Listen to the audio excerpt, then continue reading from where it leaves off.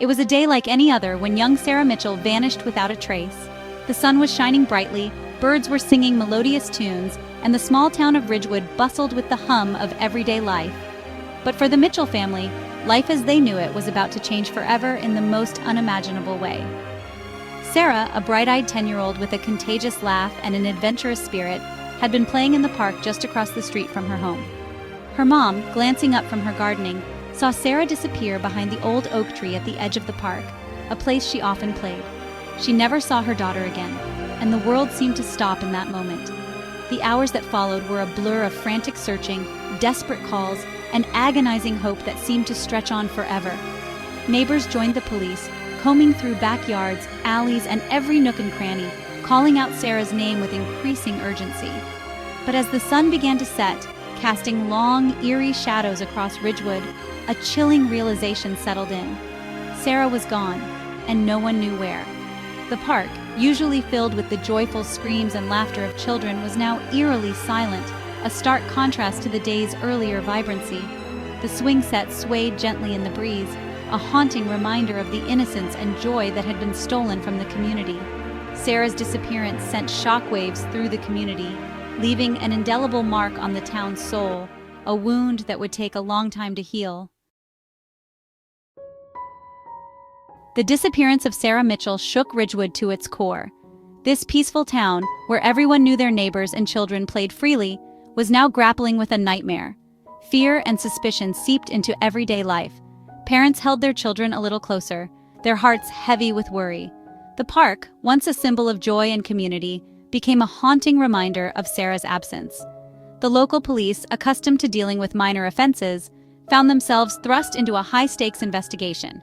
The FBI was called in, bringing with them a flurry of activity and a glimmer of hope. Every lead was meticulously pursued, every possible witness interviewed. Yet, despite their best efforts, the case remained unsolved. Days turned into weeks, weeks into months, and months into years.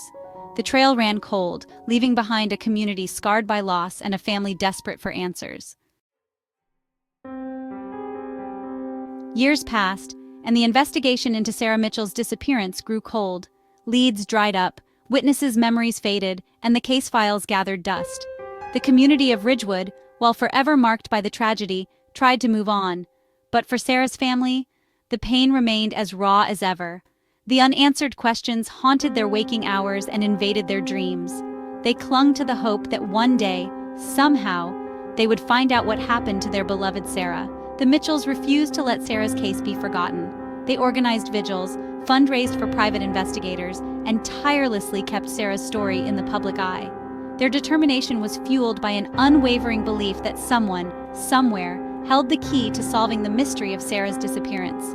Little did they know, a revolution in forensic technology was about to breathe new life into their daughter's case.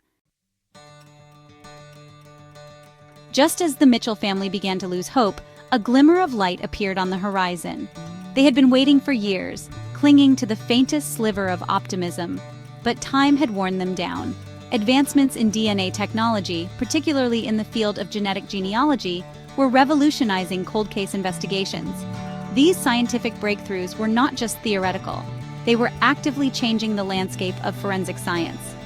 This groundbreaking technology allowed investigators to analyze degraded DNA samples and compare them against vast online databases, potentially identifying relatives of unknown individuals. It was like finding a needle in a haystack, but with a powerful magnet. For cases like Sarah's, where traditional investigative methods had failed, this new technology offered a beacon of hope. It was a chance to reopen doors that had long been shut. News of this breakthrough reached the ears of a dedicated detective who had recently reopened Sarah's case. The detective knew that this could be the turning point they had been waiting for. Detective Miller, a seasoned investigator with a reputation for tenacity, saw this as their chance to finally bring closure to the Mitchell family. He had spent countless hours poring over old files, never giving up hope. He immediately contacted the lab, hoping against hope that there might be viable DNA evidence from the initial investigation. His heart raced as he waited for the response. To his surprise, there was a tiny trace of DNA found on a piece of clothing discovered near the park where Sarah was last seen. It was a small piece of evidence, but it could be the key to unlocking the mystery. It was a long shot, but it was enough. Detective Miller knew that even the smallest clue could lead to a breakthrough, and he was determined to follow this lead wherever it might take him. Section 5. The DNA breakthrough. The seemingly insignificant DNA sample, carefully preserved for all these years, was sent to a specialized lab for analysis. This sample, though tiny, held the potential to unlock secrets that had been buried for decades. The scientists, using cutting-edge genetic genealogy techniques, were able to extract a partial DNA profile. These techniques, which have revolutionized forensic science, allowed them to piece together genetic information that was once thought lost. This profile was then run through CODIS, the national DNA database, and to everyone's astonishment, it yielded a familial match. The breakthrough was unexpected and sent ripples of excitement through the investigative team. The DNA pointed to a distant relative of a man named John Smith, who had lived in a neighboring town at the time of Sarah's disappearance. This connection, though tenuous, provided a new direction for the investigation. Detective Miller and his team worked tirelessly, tracing John Smith's family tree and following every lead. They meticulously pieced together the family history, hoping to find a clue that would lead them to the truth. They discovered that John Smith had a son, Mark, who would have been in his late teens when Sarah disappeared. This revelation added a new layer of complexity to the case. Mark had a history of minor offenses, but nothing that would suggest he was capable of such a heinous crime. His past, though checkered, did not paint him as a violent individual. Could this be a red herring, a cruel trick of fate? The detectives were left to ponder whether they were on the right track or being led astray by circumstantial evidence. Or was Mark Smith the key to unraveling the mystery that had haunted Ridgewood for so long? The answer lay in the careful unraveling of the clues, each one bringing them closer to the truth. Section 6. A face to the name. The investigation into Mark Smith began in earnest. Detective Miller, armed with a search warrant, visited Mark's last known address, only to find that he had moved several years prior. Undeterred, Miller and his team tracked down Mark's current whereabouts, a small town hundreds of miles away. They set up surveillance on Mark's home, hoping to catch a glimpse of the man who held the potential key to solving Sarah's disappearance. Days turned into weeks as the surveillance continued. Finally, one rainy afternoon, Mark emerged from his house. He was older now, his hair streaked with gray, but there was no mistaking the resemblance to the photo in Mark's file. Detective Miller, his heart pounding with anticipation, knew it was time to bring Mark in for questioning. Section 7. Justice at last? The interrogation room was filled with a palpable tension as Mark Smith sat opposite Detective Miller. Miller laid out the evidence they had gathered, the DNA match, the connection to Ridgewood, and the timeline that placed Mark in the vicinity of Sarah's disappearance.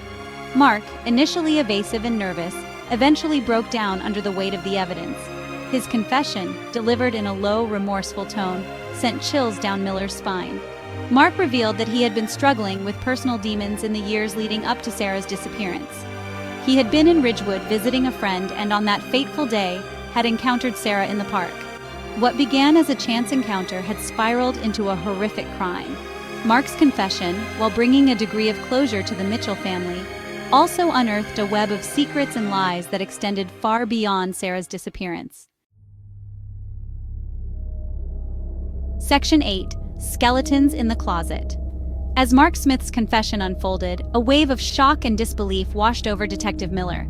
Mark's account revealed a series of disturbing events that had remained hidden for years. He confessed to other crimes, each more unsettling than the last. It became clear that Sarah's disappearance was not an isolated incident, but rather a chilling glimpse into the mind of a predator. The investigation took an even darker turn, uncovering a trail of pain and devastation that stretched across state lines. The news of Mark's confession and subsequent revelations sent shockwaves through multiple communities. The families of other missing persons, clinging to hope for their loved one's return, were forced to confront their worst fears. The case became a stark reminder of the hidden darkness that can lurk beneath the surface of seemingly ordinary lives. The emotional toll on everyone involved, from the investigators to the families, was immeasurable. Section 9. A New Era for Justice. The case of Sarah Mitchell became a watershed moment in the world of criminal justice. It highlighted the transformative power of DNA technology, particularly genetic genealogy, in solving cold cases. What was once considered a last resort, a shot in the dark, had become an invaluable tool for law enforcement agencies across the globe. The success of Sarah's case spurred a renewed interest in revisiting cold cases, offering hope to families who had long given up on finding answers. The case also sparked a nationwide conversation about the importance of DNA databases and the ethical considerations surrounding their use. Lawmakers and privacy advocates grappled with the balance between individual rights and the potential for solving crimes. The case served as a powerful reminder that technological advancements, while offering unprecedented opportunities for justice, also raise complex ethical questions that society must confront.